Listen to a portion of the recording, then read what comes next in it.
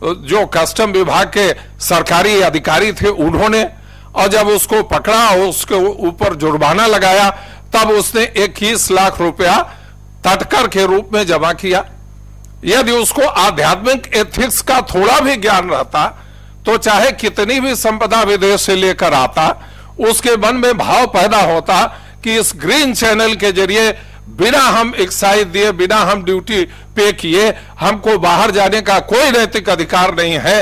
ये नैतिकता का बोध हमारे अंदर किसी भी संस्था के संचालन का सबसे प्रमुख तत्व है, और उस तत्व को जाने बिना हम ना आध्यात्मिकता को समझ सकते हैं, ना हम एथिक्स को समझ सकते हैं। और इसीलिए ये तो बनारस ऐसे लोगों की जगह है जिन्होंने क्या कहा, हमने ईसोपनिषद का एक वाक्य कहा और दूसरा वाक्य यहीं के एक संत ने कहा, क्या कहा, साई इतना दीजिए जामे कुटुंब समाए, आप न भूखा रह सको साधु न भूखा जाए।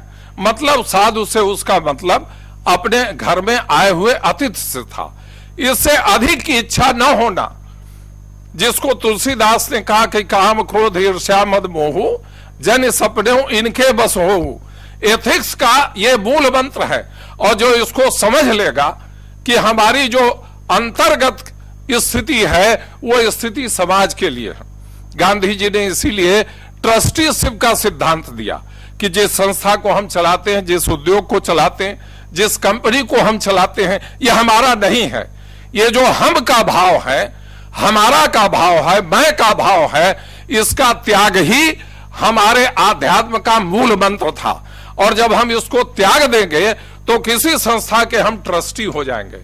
गांधी जी कहते थे उद्योग चलाते हो तो ठीक है, लेकिन इसको अपनी चीज न समझकर तुम इसके ट्रस्टी हो।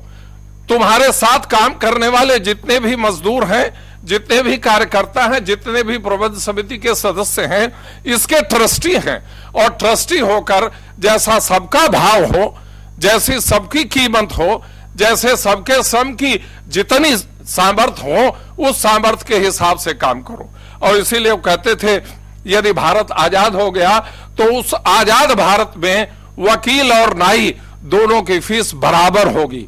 मैं ऐसा समझता हूं कि समाजवाद का इससे बड़ा सिद्धांत क्या हो सकता है। समाजवाद का सिद्धांत ही दुनिया में और देश में आध्यात्मिकता, एथिक्स और प्रबंध तंत्र का सबसे बड़ा मूल मंत्र है। इतनी ही बात कह के आप सबको बहुत बहुत धन्यवाद और नमस्कार।